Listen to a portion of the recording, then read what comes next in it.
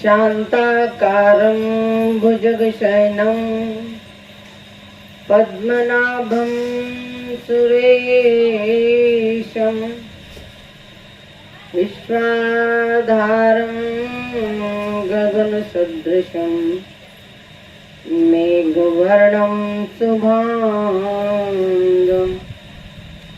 लक्ष्मीकान्तं कमलनयनं योगविद्यानिगम्यं वन्दे विष्णुभवभयहरं सर्वलोकैकनाथं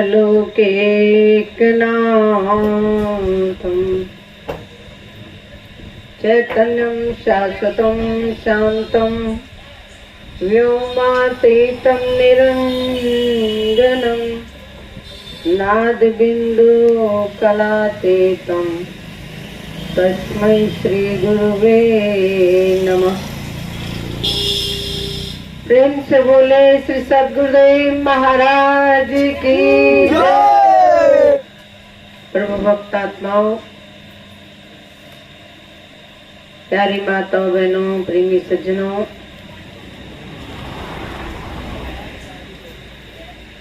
हम सभी लोग यहाँ पर हरि चर्चा का श्रवण करने के लिए एकत्रित हुए हैं।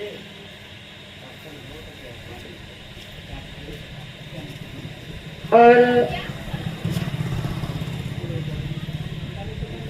वह जीव बड़ा भाग्यशाली होता है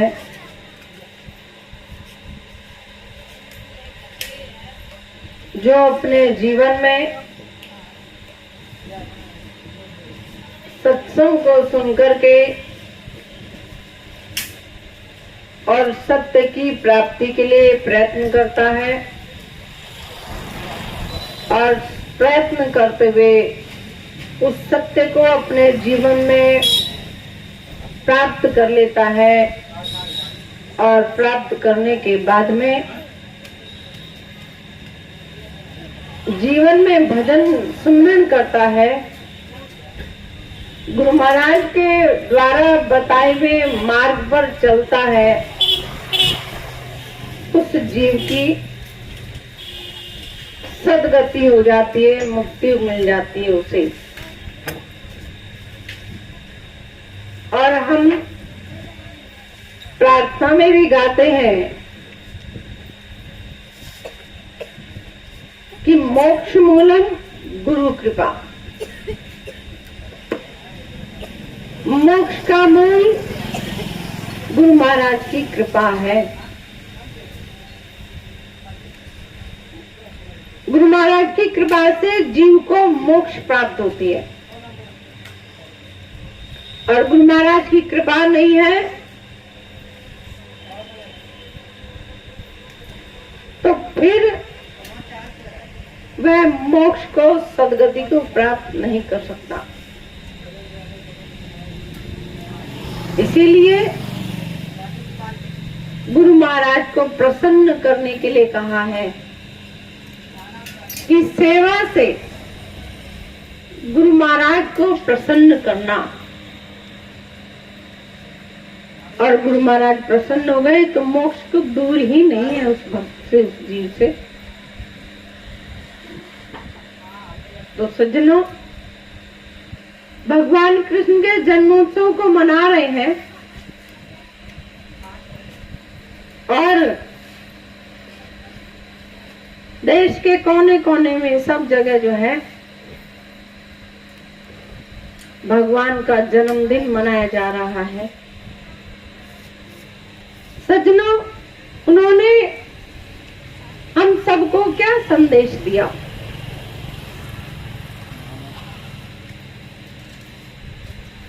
कि अपने जीवन में सत्य को जानो। जो अर्जुन कायर हो चुका था,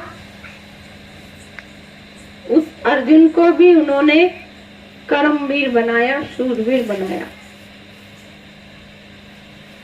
देखिए, जब तक आदमी कर्म नहीं करेगा तो उसकी गिनती शूरवीर में कैसे आएगी?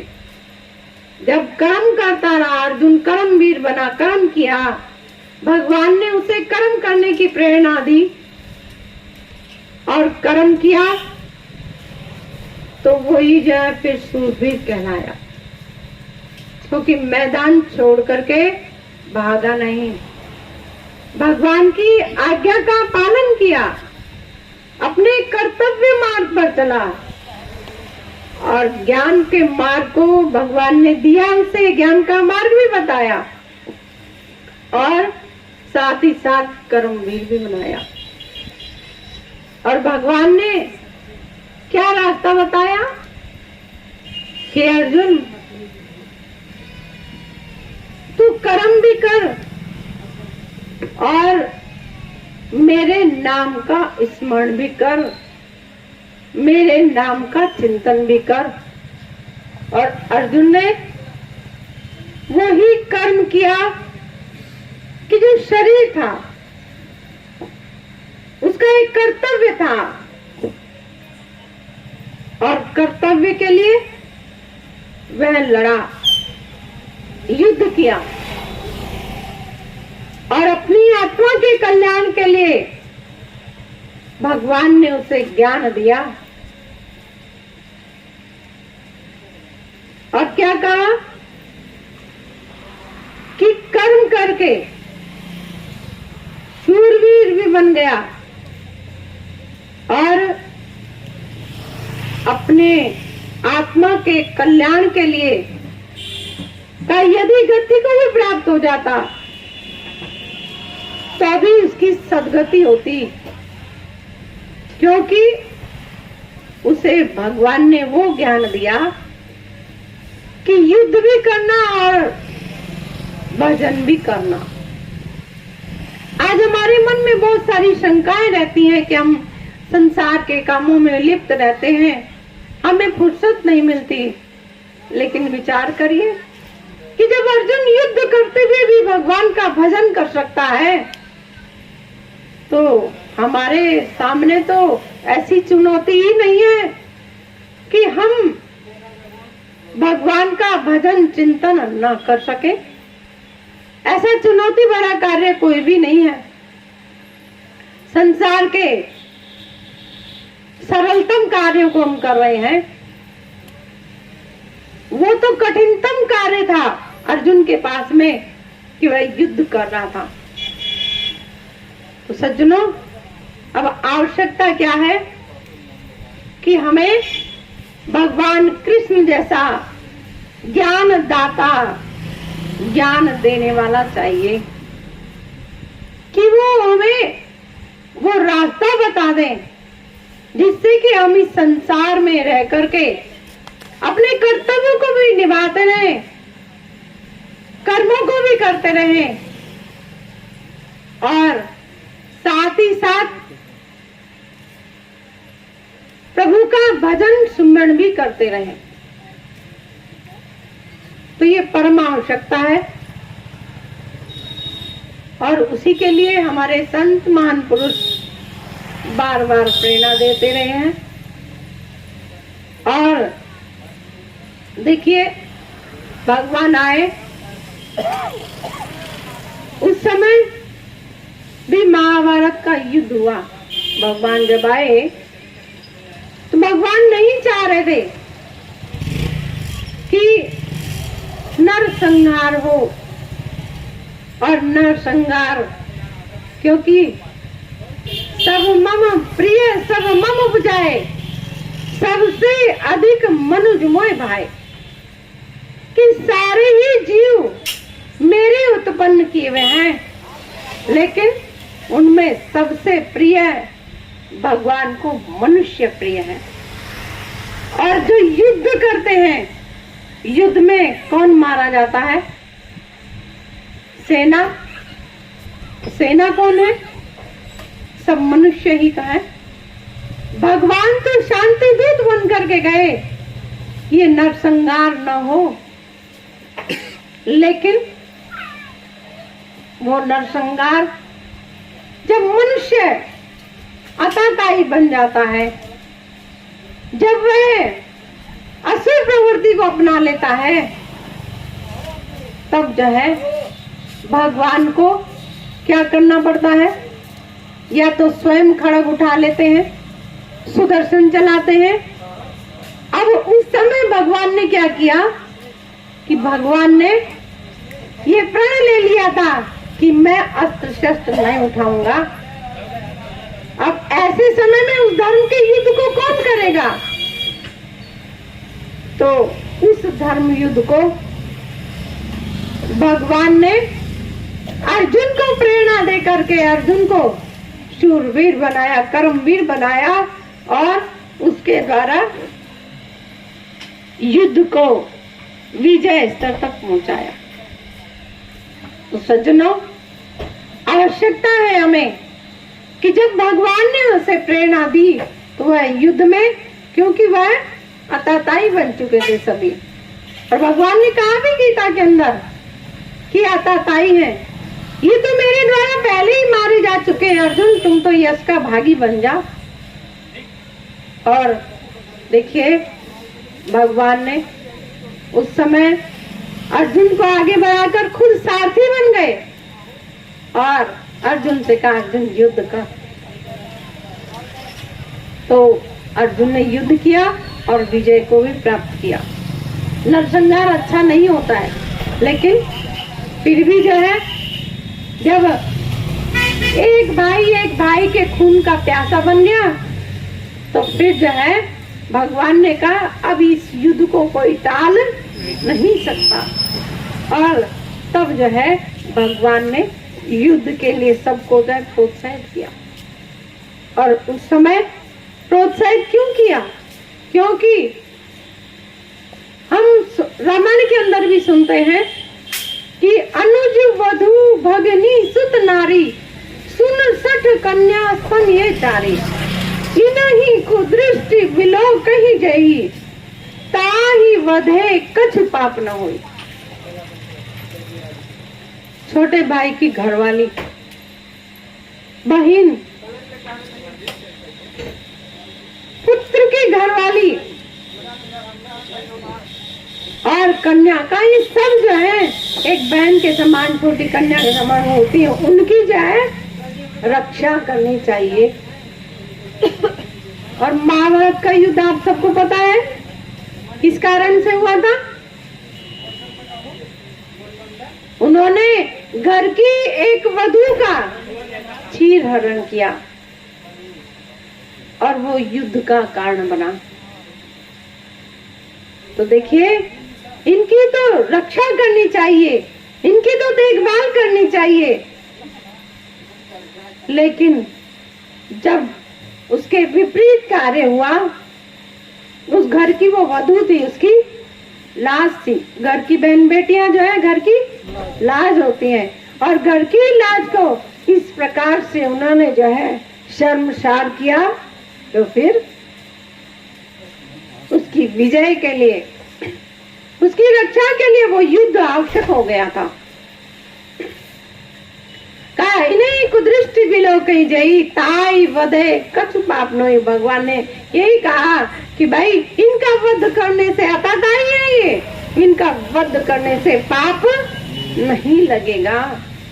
और अर्जुन को आगे बढ़ा करके युद्ध करवाया, वह आवश्यक था।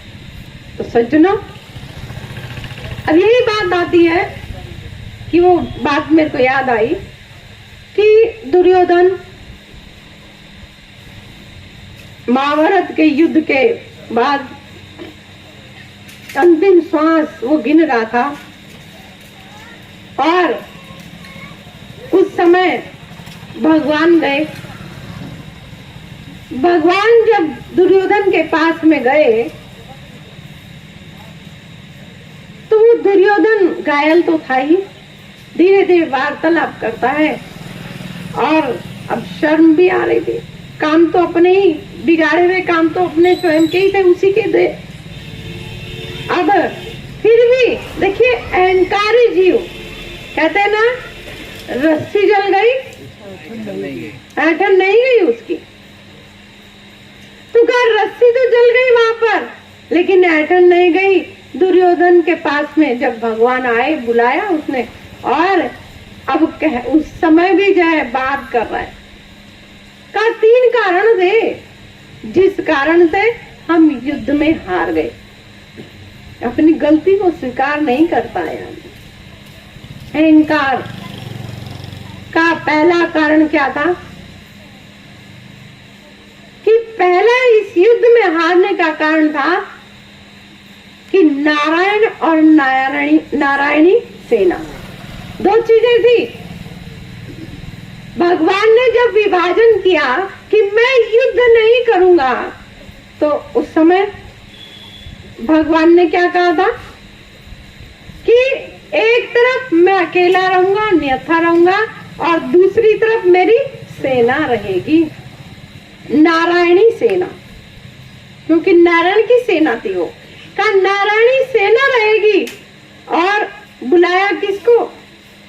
भगवान ने तो वहां भी जो कोई ऐसा नहीं कहा कि ये पांडव मेरे हैं और कौरव मेरे नहीं है।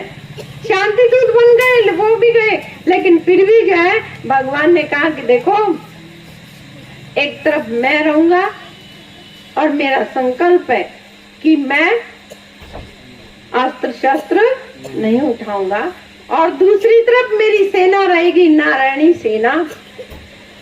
और अर्जुन को, दुर्योधन को, दोनों को बुलाया, और बुलाने के बाद में यही कहा कि भाई, दोनों को बुलाया, प्रातः काल आए। अर्जुन जो है भगवान के चरणों की तरफ बात करके बैठा। दुर्योधन पहले आया हुआ था, लेकिन मस्तक की तरफ जो है वह कुर्सी रखी थी, आसन वहां पे बैठ गया। अर्जुन चरणों की तरफ बैठ गया। भगवान जैसे ही उठे तो स्वाभाविक है कि जब उठते हैं तो अगर हमारी आंखों के सामने कोई खड़ा हुआ है तो वह पहले दिखाई देगा। भगवान ने अर्जुन को देखा, क्योंकि वो चरणों की तरफ बैठा हुआ था। कहा, अर्जुन तुम आ गए? कहा, हाँ भगवान मैं आ गया। अब वहां ये था कि जो पहले पहुंचेगा अब दोनों चीजों में से मांग लेगा वही। तो पीछे जो है दुर्योधन कहता है कि अर्जुन से पहले मैं आया हुआ हूँ। तो अच्छा दुर्योधन तुम भी आ गए? कहा, इससे पहले मैं यहाँ आया हूँ। तो कहा चलो मांगो। कहा अगर तुम पहले आए हो तो मांगो। अब अर्जुन भगवान को चाहता था, लेकिन अब डिमांड पहले क्या था कि भाई चलो तुम ही मांग लो। कहा भाई क्या चाहिए तुम्हें? कहा मुझे जो है अब विचार करता है, भगवान ने कहा कि मेरी एक तरफ मैं रहूंगा, मैं अस्त्र शस्त्र नहीं उठाऊंगा, एक तरफ मेरी नारायणी सेना रहेगी। तो उसने कहा कि मैं अकेले नियता कृष्ण का लेकर के क्या करूंगा, मुझे तो प्रभु आप अपनी सेना दे दीजिए। क्योंकि युद्ध उसके अंदर क्या था कि युद्ध सेना से जीते जाते हैं। आदमी आज धनवान बनना चाहता है, आज आदमी जो है विद्या का अहंकार होता है, धन का अहंकार होता है, यौवन का अहंकार होता है, लेकिन ये सब चीजें खत्म होने वाली हैं, लेकिन फिर भी अहंकार करता है। तो का युद्ध तो सेना से जीते जाते हैं, और जब युद्ध सेना से जीते जाते हैं तो सेना ले ली। अब ये तो निर्णय हो गया कि वह अर्जुन के पास में। अर्जुन ने कहा भगवान मुझे तो आपकी आवश्यकता थी, और आप भी मेरे साथ में रहिए, क्योंकि आपकी छत्र छाया में मैं रहूंगा। तो युद्ध जो है जहाँ भगवान की छत्र छाया होगी, कोई भी उस युद्ध को नहीं हरा सकता, उसको कोई हरा नहीं सकता है।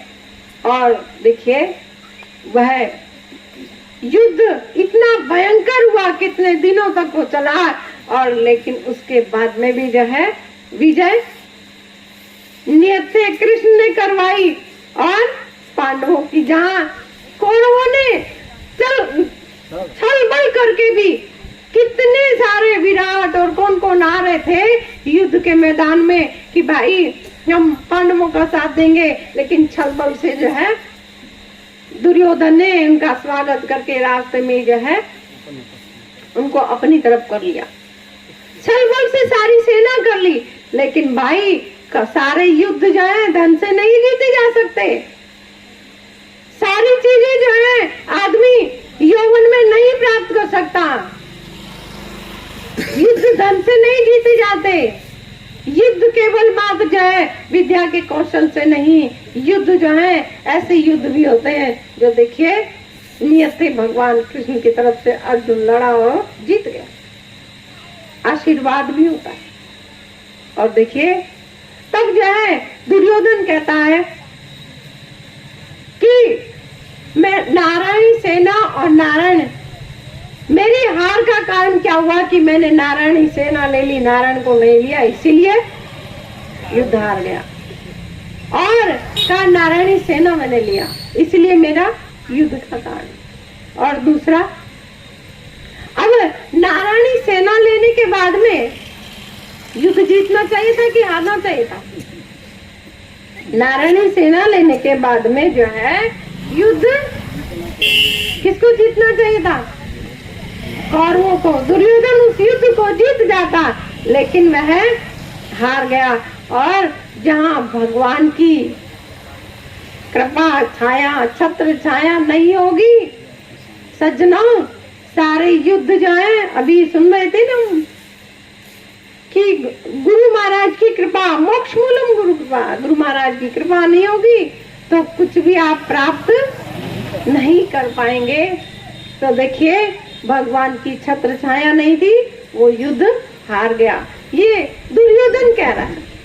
और फिर का दूसरा कारण जो है उसने क्या बताया? दूसरा कारण का मैं जो है का दूसरा कारण था कि मैं इसलिए हार गया कि इस युद्ध में जो है भगवान ने क्या किया था? उस युद्ध में दूसरा कारण बन गया किस बात का? कि जो द्रौपदी थी, द्रौपदी का चीरहरण किया था ना, जो हम सुन रहे थे कि वधू, घर की वो कुल वधू थी, लाज थी वो, और जब उसके साथ में ऐसी दुर्व्यवस्था उन्होंने की उसकी, तो देखिए उस अवस्था में उस स्त्री अबला होती है और उसके अंदर से आह निकली, और वो आह जो है उनके हार का कारण बनी। तो भगवान ने जो है दुर्योधन से कहा, दुर्योधन तुम ये मत सोचो कि मेरे जो है यही कारण थे और इन कारणों से मैं युद्ध हार गया। नहीं दुर्योधन, तुमने जो है युद्ध इसीलिए हारा कि तुमने सदैव जो है असत्य का, छल कपट का, क्या कहा? भगवान रामायण में हम जाते हैं तो रामायण में क्या कहा? रामायण में जो है निर्मल मन जन सोमई पावा, कि जिसका मन निर्मल होता है वही जो है मुझे भाता है और वही मुझे पाता है। निर्मल मन जन सोमई पावा, कि जिसका मन निर्मल होता है वही मुझे पाता है। और यहाँ उसके मन के अंदर तो छल कपट था, और भगवान हो भी कहाँ सकते थे उसके, जिसके अंदर छल कपट होगी, नारायण उसके हो भी कहाँ सकते? नारायण उसके हो भी नहीं सकते। तो देखिए वह जो है यही कारण बना कि इतना छलबल करने के बाद में भी, इतना सब कुछ सेना होने के बाद में भी, लेकिन उनके पास में क्या था? असत्य को उन्होंने पकड़ के रखेगा, सत्य को नहीं पकड़ा। और जो अपने जीवन में छल कपट करेगा, तो मोहि छल छिद्र कपट नहीं बाबा, छल कपट नहीं पाते और नारायण उसकी तरफ हो नहीं सकते। और नारायण जब होंगे नहीं तो सारी की सारी संपत्ति एक तरफ हो, अगर भक्त अकेला हो तभी जो है उस भक्त की ही विजय होती है। और जब हम देखते हैं तो भक्त तो हमेशा संसार में देखें तो भक्त तो हमेशा अकेला ही रहा है। भक्त जो है उसने हम देखें तो चाहे जब हम दुर्योधन ध्रुव की बात करें तो ध्रुव अकेला ही था भक्ति करने वाला। प्रहलाद भक्ति करने वाला अकेला ही था। कौन उसके संगी साथी बहुत सारे उसका साथ दे रहे थे? कोई भी साथ नहीं दे रहा था, लेकिन उसके अंदर एक निष्ठा थी। तो देखिए वह अकेला ही भक्त उस संसार में अपना नाम रोशन कर देता है, क्योंकि वह भगवान का साथ पकड़ लेता है। संसार की माया को पकड़ करके रखो, कितना भी जोर से पकड़ करके रखो, ये माया आखिर में छलबल करके और आपका साथ छोड़ देने वाली है। इसलिए सज्जनों आवश्यकता है कि भाई हम जो है अपने जीवन में उस परम प्रभु का साथ पकड़े, और जब हम अपने जीवन में उस परम प्रभु का साथ पकड़ के रखेंगे तभी जो है हमारे जीवन का कल्याण होगा।